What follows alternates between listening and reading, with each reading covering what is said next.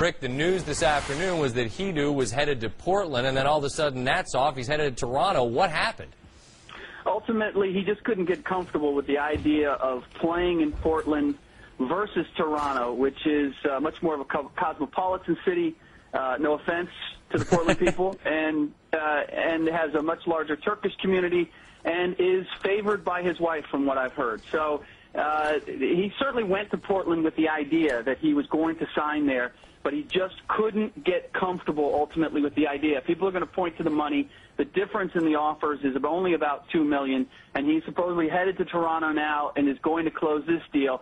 But after this experience, maybe we should just wait until July 8th before we say for certain that Hedo Turkoglu is going to be a Toronto Raptor. Rick, I got a bunch to get to, but just one last thought on Portland. Were they shocked that this happened? Did they think that they had their guy?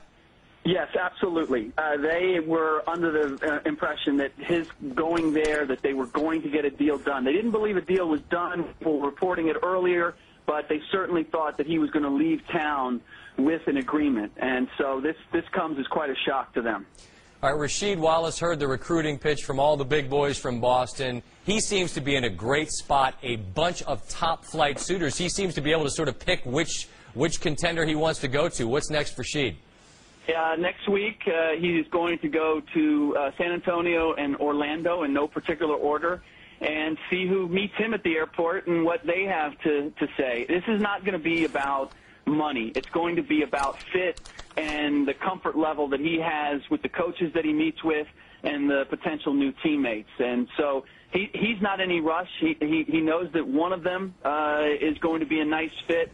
So he's going to take his time. Maybe the teams wouldn't like it that way, but she's not going to hurry into this decision. All right, Allen Iverson and Memphis, and you don't often hear folks in a hurry to go play there.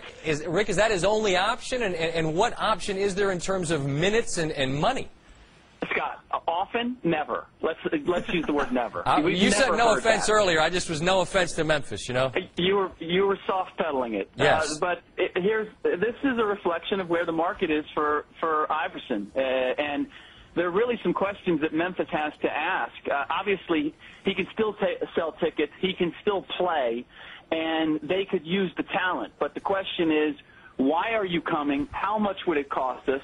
And what's the motivation here? Is it because we're the last house on the block and because we are not spending a whole lot of money anyplace else? They've got to get those answers before they can seriously contemplate that.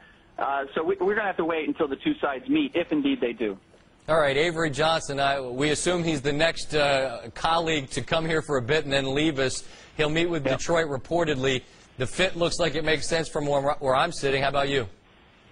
Yeah, absolutely. The only question is that the Pistons weren't going to offer a blockbuster number, and so it's going to be a question of, does Avery want to get back into the game?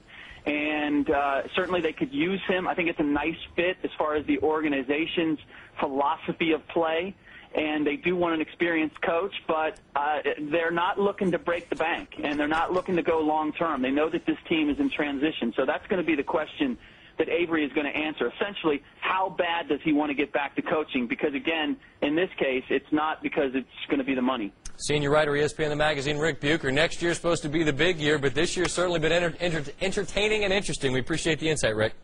You got it.